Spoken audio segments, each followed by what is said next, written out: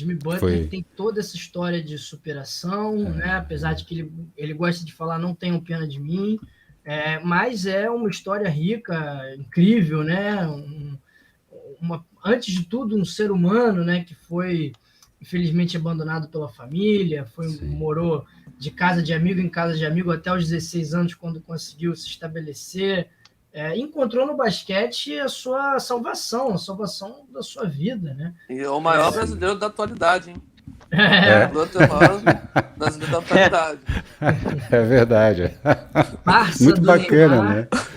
Muito bacana esse carinho que ele tem pelo Brasil, seja pelo futebol, pelo estilo de vida brasileiro. O gosto musical é meio duvidoso, mas pelas músicas do Brasil, né? Então, muito legal esse carinho que ele tem pelo nosso país. E, de fato, é uma história de vida de muita superação no sentido de muita resiliência também, né? Porque enfrentou situações bem complicadas, não ter onde morar, a situação só com a mãe dele, mas, de fato, encontrou no basquete algo em que ele é bom, algo em que ele é brilhante, algo em que a dedicação, a maneira como ele pensa as coisas, ele consegue colocar em prática.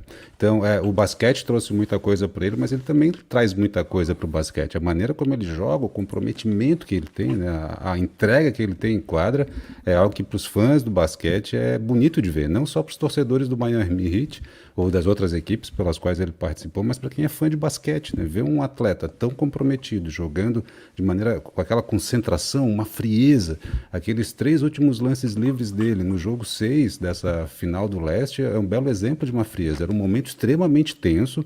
O Miami Heat estava durante toda a partida numa situação desfavorável. No último quarto consegue galgar ali o placar. E naqueles 3 lances livres, não titubeou em nenhum momento. Mandou os 3 chuazões lá. Então, é um jogador diferenciado, muito bom de entrevista também, né? Ver as entrevistas dele é risada garantida, porque ele sempre tem uma sacada, sempre tem uma tirada. Então, chega nessa final de maneira muito merecida. Principalmente porque no ano passado ele teve aquela fala dele, né? Que no ano seguinte eles estariam na mesma situação e conseguiriam vencer, né? Conseguiriam fazer o trabalho. Então chega na final com um comprometimento muito grande, com sangue no olho. Então o Jimmy Butler mostrando aí que essa temporada está sendo a temporada da vida dele. Seria muito bacana para a narrativa conseguir o título. Mas não é fácil, né? São 7 jogos aí, tem o Denver Nuggets do outro lado, mas essa pegada aí do Jimmy Butler, do Miami Heat, tá legal demais. E tem ainda o fator de ser justamente contra o mesmo Boston Celtics, né? Exato.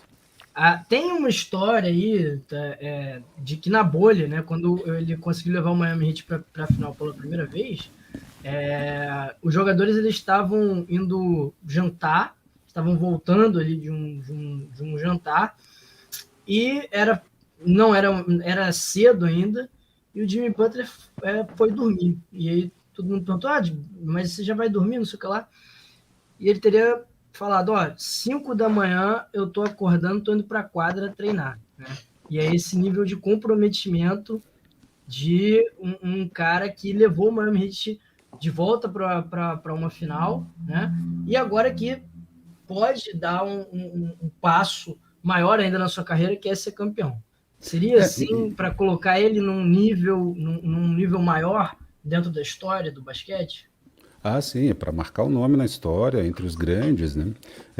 Ele foi considerado, né, como um atleta problema no vestiário, nas outras equipes pelas quais passou, principalmente pelo Timberwolves, teve toda aquela treta lá com o Cat, com a direção também da equipe, mas o que se fala também é que ele arruma confusão justamente por esse comprometimento que ele tem, né? Por ser tão comprometido com o basquete, com a equipe que ele defende, quando ele vê um outro atleta fazendo o que ele considera corpo mole, ele fica muito irritado, muito chateado e chama a atenção das pessoas, fala o que tem que falar, às vezes até passa por arrogante, mas é justamente porque ele está muito comprometido e espera isso dos companheiros de equipe dele. Inclusive teve uma entrevista, acho que foi ontem, que um dos repórteres chamou os colegas de time dele de role players, né, como se fossem só os carregadores de piano, e ele taxativamente falou que não os vê assim ele vê os colegas de equipe como companheiros de equipe, né?